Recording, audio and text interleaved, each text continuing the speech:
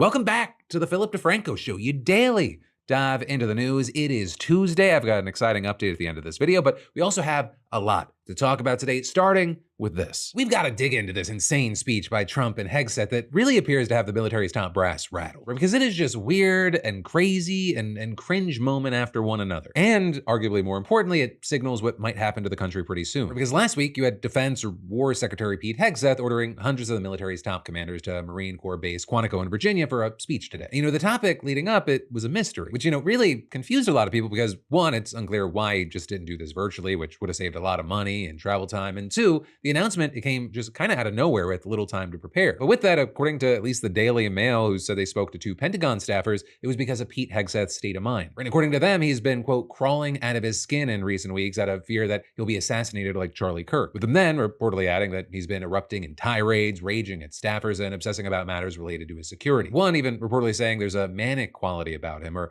let me rephrase, an even more manic quality, which is really saying something. And you had both sources explaining that they felt an extra duty to temper his abrupt decisions, but that he, quote, takes things personally when challenged, like full-blown tantrums. But with whatever was happening behind the scenes, you had Hegseth summoning generals, admirals, officers, pretty much everyone above a certain rank for this meeting, which was already extremely unusual. But then things got even stranger once he opened his mouth. To our enemies, F-A-F-O.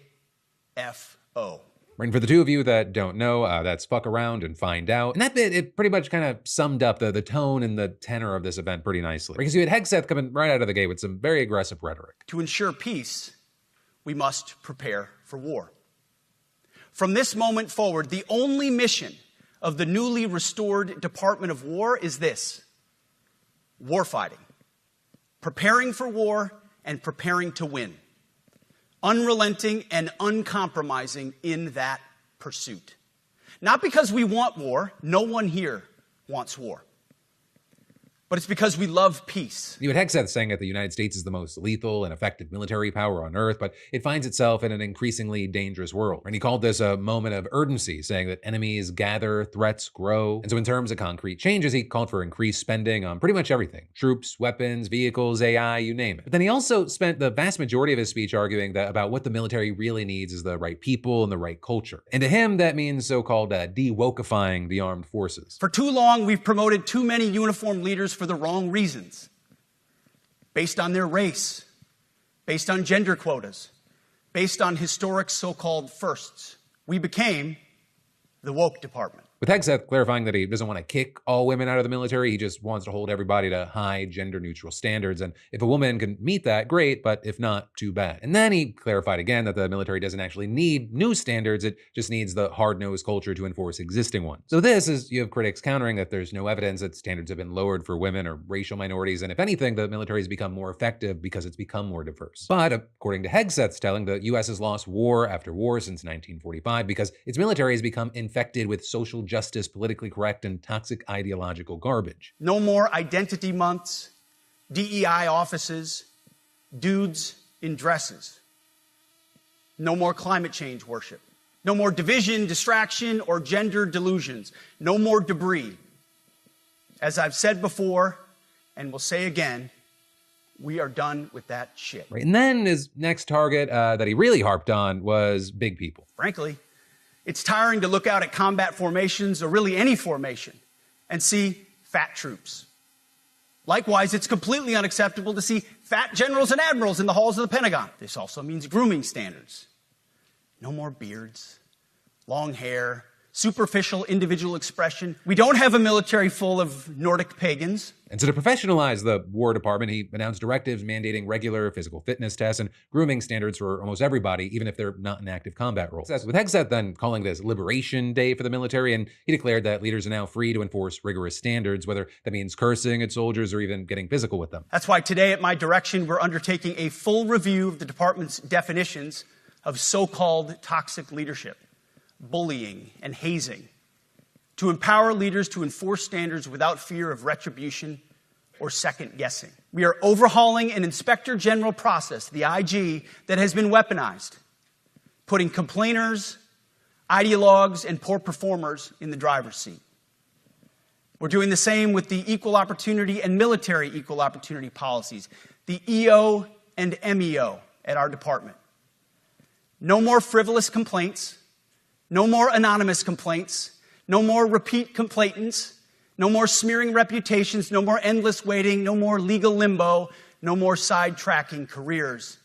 No more walking on eggshells. Right, and so you saw many hearing that and saying that sounds like he's essentially giving officers a blank check to abuse their subordinates. Right, and that as the Pentagon has long struggled to root out a well-documented culture of racism, sexual assault, and even rape. Though with this, you had Hegseth promising that racism and sexual harassment, they're still illegal and will be ruthlessly enforced, with him adding, but telling someone to shave or get a haircut or to get in shape or to fix their uniform or to show up on time or to work hard, that's exactly the kind of discrimination we want. You also had Hegseth declaring that soldiers are now free to fight the way they need to without bureaucrats tying their hands. No more politically correct and overbearing rules of engagement.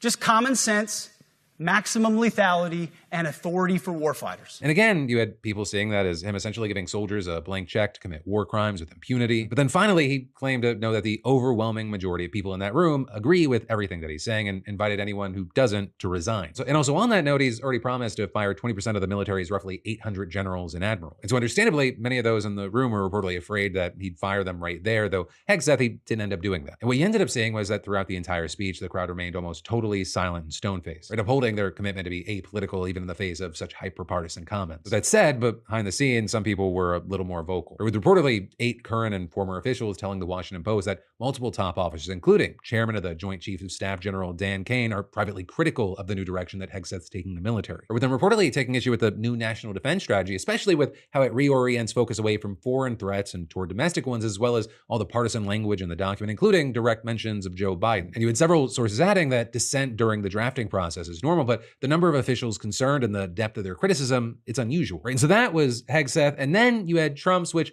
was, it felt definitely low energy for him, though it was still rambly, but it also had some standout moments. So as far as the ramble and the scope, I mean, he was talking about naming the Department of War, naming the Gulf of America, supposedly ending all the wars in the world, signing generals and admirals commissions himself instead of an auto pen, not getting the Nobel Peace Prize, his tariffs, how he won the election, and how he's mistreated by the press. Also, the man fucking loves paper, apparently. But easily, the most explosive remarks came when he explained how the military would become America first. Only in recent decades did politicians somehow come to believe that our job is to police the far reaches of Kenya and Somalia, while America is under invasion from within. We're under invasion from within. No different than a foreign enemy, but more difficult in many ways because they don't wear uniforms. With Trump then making it very clear who the culprit for that invasion is, the radical left Democrats. What they've done to San Francisco, Chicago, New York, Los Angeles, they're very unsafe places, and we're going to straighten them out one by one. And this is going to be a major part for some of the people in this room. That's a war, too. It's a war from within. And I told Pete, we should use some of these dangerous cities as training grounds for our military, National Guard, but military. Because we're going into Chicago very soon. That's a big city. Or with Trump claiming that everybody in those cities, they love the military being there, and when they don't, it's because they were paid off by George Soros and others. And so, with this, well, of course, I'd love to know your thoughts, opinions, reactions. This isn't just a news show, it's a conversation. So quickly, just add my opinion here. This felt deranged. I know a lot of what he said are things that he's said before or kind of close to, but in this specific setting with the audience that he had, this felt like a very different thing. It really seemed like he was declaring war on American cities. It really seemed like there is a plan to weed out everyone except the loyalists. And unfortunately, the thing we're gonna have to wait to see in the coming days, weeks, months, and years is how much of this is a kind of chest puffing LARP, and how much of this is a successful crackdown that I think many would call authoritarian in nature. Also, sad news that Hegseth said that Trump can't be a general. And then there's even more we're gonna dive into in just a minute, but first let me say, have you ever walked out of a meeting thinking, cool, I just survived, but what did we actually decide? Because that is where today's sponsor, Plod AI, saves your butt. It's basically the world's smartest meeting secretary, slim enough to hide in your wallet. Because your phone, it wasn't built for this. It dies, it gets notifications mid-call, and it definitely can't pick up 8 people talking over each other. But Plod can. 4 studio-grade mics, noise canceling, up to 16 feet of clean audio pickup, and it runs 30 to 50 hours straight. Meanwhile, your phone's begging for a charger after one Zoom. And unlike your notes app graveyard full of half thoughts, Plod actually gives you something useful. Right? Transcripts with speaker labels, highlights, to-dos, and insights you can share with your team. Maybe you forgot what your boss promised in last week's meeting? Ask Plod and boom, it pulls it up. Maybe you need to draft a follow-up email. Want to brainstorm ideas without bugging your team? Ask Plod. Privacy is also covered too, right? This isn't Big Brother, right? End-to-end encryption plus all this, I mean, translation, your data is yours. Plus, it looks so slick. I mean, people think that it's a luxury car. Meanwhile, it feels like I just bought myself extra IQ points, especially because I feel like I'm great at so many things, but my mind, it gets so scattered, especially once I'm juggling too many things. So hey, hit that link in the description or scan the QR code and use code DeFranco for 20% off with their selected products for Prime Day special. But then next up in the news today, it actually starts with a question, and that is, with how crazy things feel in America right now, are you afraid to go to large events in public? Right, connected to that question, we've seen political creators here and there canceling things individually, as well as big creators like Hasan, Piker, Valkyrie, Cutie Cinderella, and others announcing that they're going to be skipping TwitchCon later this month over safety concerns. Right, and the latest person to drop out was Hasan, who during a stream announced that he wasn't going to go to the event, and he fleshed out his reasoning. I miss the social Hasan era. There is unfortunately an obvious setback there because of, one, all the political incidents that have taken place, and two, how those political incidents have had some pretty significant consequences in how much I can go out in the real world and socialize with other people. As I said already, I'm not going to TwitchCon, not because I'm worried about my own safety, but I'm literally not going to TwitchCon because I'm worried about the safety of others. I don't want to put them in the fucking crosshairs if some psycho freak decides, like, I'm going to go there. I'm very publicly not going to TwitchCon for that reason. Right, and that decision, it came after Valkyrie and Cutie Cinderella made it very clear over the last 2 weeks that they would also not be attending the event, with their initial thoughts popping up on their podcast Whine About It. Can I say something? Yes. I've been so anxious and scared and sad this whole past week with everything that's been going on for a multitude of reasons that I told Cutie, I was like, I'm kind of afraid to go to TwitchCon. Yeah. We're in a bit of a conundrum with TwitchCon. We may... Listen, it's not... I have... It's not you, it's us. It's not you, it's us. I have told... Because we're supposed to do Whine About It live at TwitchCon. Love Twitch for supporting our show. I have given them a soft, hey, we're in a bit of a panic mode right now. Will we ever stop panicking? That's the problem. I don't know if think we're we being... will. Because I don't feel... The problem is right now, I don't...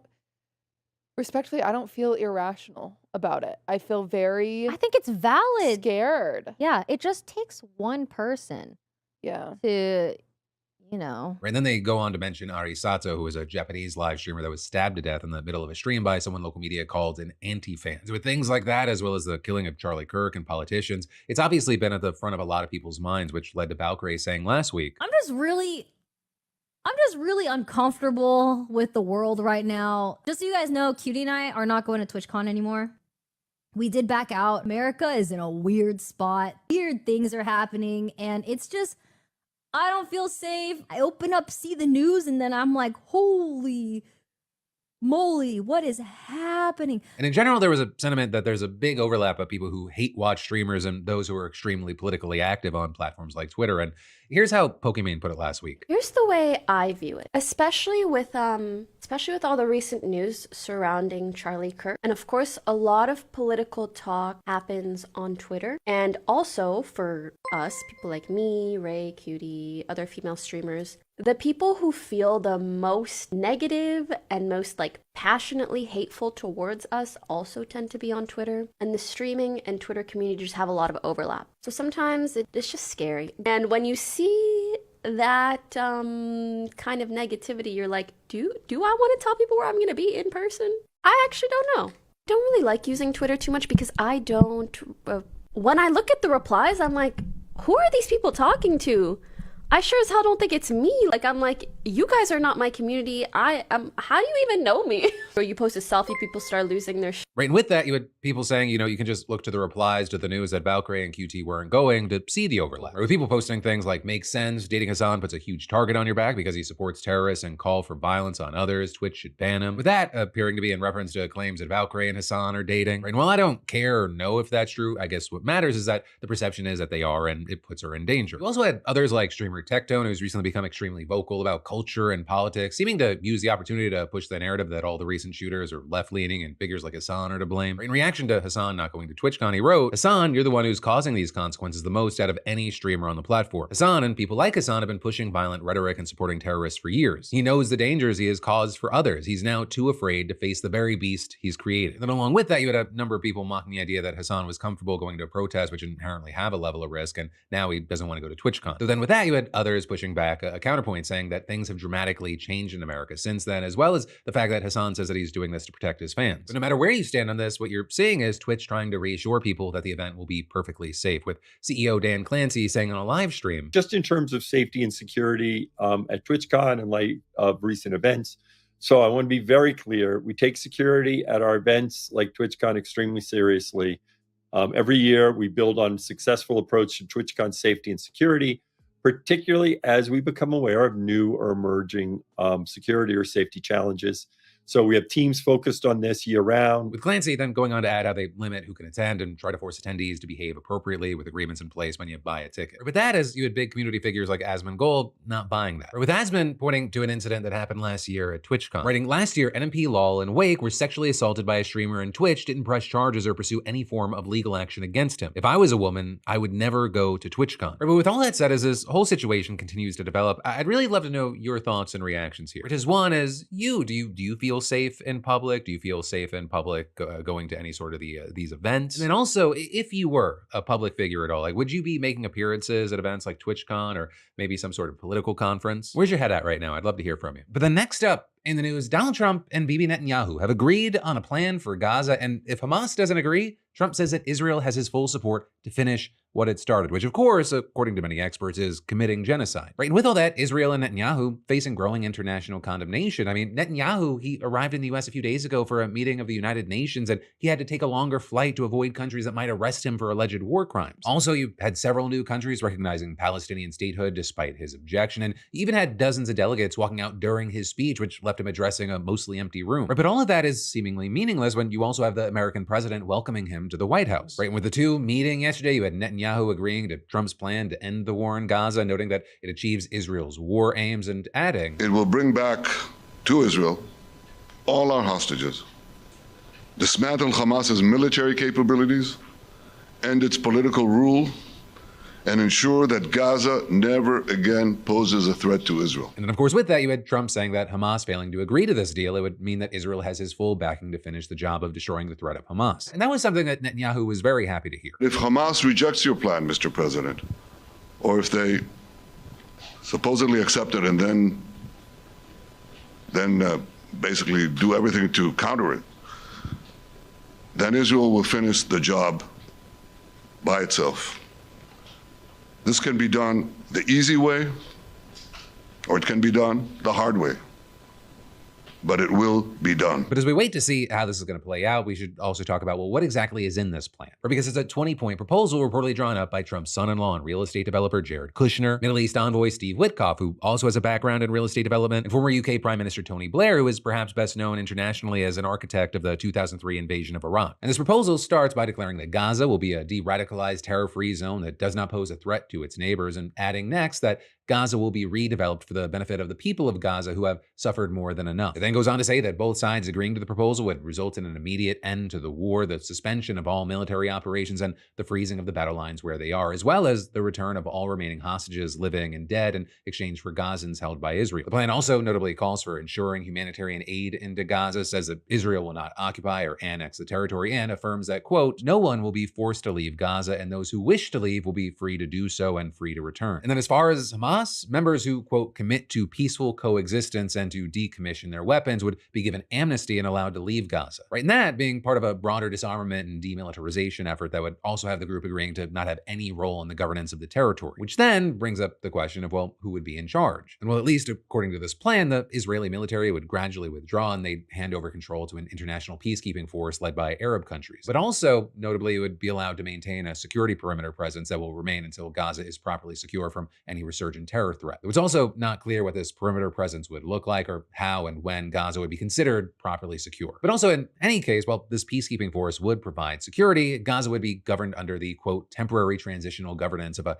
technocratic, apolitical Palestinian committee. A committee that would be overseen and supervised by the so-called Board of Peace. Right? And that would be a board headed and chaired by none other than Donald Trump, with Tony Blair also getting a spot. Right? And according to the plan, it would not only be aimed at creating a system that serves the people of Gaza, but one that is conducive conducive to attracting investment. And so with that, the 11th point in this 20-point plan, it says a special economic zone will be established with preferred tariff and access rates to be negotiated with participating countries. And the one before it saying a Trump economic development plan to rebuild and energize Gaza will be created by convening a panel of experts who have helped birth some of the thriving modern miracle cities in the Middle East. With the plan also noting that many thoughtful investment proposals and exciting development deals have been crafted by well-meaning international groups. Right? You may remember we actually talked about one of those proposals, which reportedly went around the White House. It talked about relocating Palestinians and planned to turn the enclave's western waterfront into a string of resorts called the Gaza Trump Riviera and Islands. But then with all that, this board and this committee, hypothetically, they would be temporary, with the plan saying that the Palestinian Authority, which is the body overseeing some parts of the West Bank, it wouldn't be involved until it has successfully carried out a number of reforms. Or with the plan saying that when the reform program is, quote, faithfully carried out, the conditions may finally be in place for a credible pathway to Palestinian self-determination and statehood, which we recognize as the aspiration of the Palestinian people. And with that, you actually had the Palestinian Authority welcoming what they called Trump's sincere and determined efforts to end the war and affirmed its confidence in his ability to find a path toward peace. Right? And that is also claiming that it wanted a modern, democratic, and non-militarized Palestinian state. And then saying that they're committed to implementing reforms, including updating textbooks that critics argue demonize Israel, abolish payments to families of prisoners and martyrs, and establish a unified social welfare system subject to international auditing. But also notably there, you already had Netanyahu saying that he views the idea of these reforms actually being carried out successfully as almost impossible, with some arguing that he may see this as kind of a loophole. Right? And then on top of that, he's also already straight up rejected the idea that this plan could ever lead to a Palestinian state, despite it putting it forward as a possibility. With Netanyahu claiming today he has absolutely not agreed to that and adding, we did say one thing, that we would forcibly resist a Palestinian state. And so with all that, you had one political scientist at Hebrew University in Jerusalem explaining there is a lot of gray area in the deal, and this is how Netanyahu wanted it. He can tell the right wing he will never fully withdraw, and he can show Hamas as the one saying no, and he can continue the war. Also, you had the Israeli opposition leader saying he supported the plan, but is worried that there were holes in it that could be exploited to keep fighting, saying Netanyahu is a seasoned and exhausting expert in saying yes, but, and adding, usually he says the yes in Washington, standing in front of the cameras at the White House, feeling like a groundbreaking statesman, and the but when he returns home and the base reminds him who's boss. Right? And then with all that, of course, there's also the question of, is there a chance that Hamas actually agrees to this? Because this is the type of plan that Hamas said in the past that it would never be on board for. But you also reportedly have the group telling mediators that they'll review it in good faith, and there's some who say that the pressure is so high right now that there is actually a chance. So of course, even if they do, there's still a lot that's unclear with this plan, and ironing out the details, it would likely require further talks. Within some worrying that any holdup would potentially be used by Israel to argue that Hamas isn't actually cooperating and that it has no choice but to continue the war. But for now, that is where we are, and as always, we'll continue to see how this plays out. And then there's more we've got to dive into, but first, let me say, missing a business call is basically like swiping left on free money. It's like handing your competitors a free win. So don't score points for your rival. Use today's sponsor, Quo. They're formerly OpenPhone, and they're the smarter way to run your business. Quo is the #1 modern business phone system built for 2025, not 1995. Forget juggling phones like you're living a double life. Quo, it works right from your phone or your computer. Your whole team can share one number and collaborate on calls and texts like a shared inbox, faster responses, happier customers. And Quo's not just a phone system, it's a smart system. Built-in AI logs calls, writes summaries, and even sets up next steps. And hey, you can't answer the phone? Quo's AI agent can, qualifying leads, routing calls to the right person, and making sure no customer is ever left hanging. Even after hours, Quo's got your back. It keeps the lights on while you actually sleep. And from solo hustlers to growing teams, Quo helps businesses stay connected and look professional. That's why over 90,000 businesses are already running on Quo. Translation, it works. And if you have existing numbers with another service, Quo will port them over at no extra charge. So hey, get started for free, plus 20% off your first 6 months at quo.com/Phil. That's QUO.com/Phil, or scan that QR code. Quo, no missed calls, no missed customers. But the next up in the news, by the time that you're watching this, the government may have actually already shut down, because Congress has until midnight tonight to reach a deal on a spending bill to fund the government and avoid a shutdown. But with just hours to go as I'm making this, neither side has budged from their demands, and all signs they're pointing to a shutdown. Right? So you have the Republican majority pushing a short-term stopgap bill that'll extend the current funding levels through November 21st, giving lawmakers more time to hash out a long-term agreement. And that proposal did pass in the House just a few weeks ago, with only one Democrat joining Republicans. But then the narrow Republican majority in the Senate, they've been unable to break the 60-vote filibuster. And there you're seeing Democratic leaders saying they won't sign on to any legislation unless it extends key Affordable Care Act subsidies that are set to expire soon and reverses Medicaid cuts made under Trump's so-called Big Beautiful Bill. Or with Democrats saying if that doesn't happen, 15 million people could lose their health coverage, and 24 million could see their insurance premiums increase by 75%. But Republican leaders, they refuse to make any concessions, arguing that the healthcare demands are just a matter of policy. Now, notably here, some key Republican negotiators have said that they would be willing to discuss subsidy extensions, but only if the Democrats agree to pass a stopgap bill first. But one, it's very unlikely that the party is going to want to repeal the Medicaid cuts that they just enacted. And two, Democratic leaders have said that they just don't trust the Republicans to honor a spoken agreement to hold future negotiations on healthcare issues in exchange for passing the stopgap bill now. And so they want their demands written into the spending package, and by agreeing to a stopgap bill without that, they think they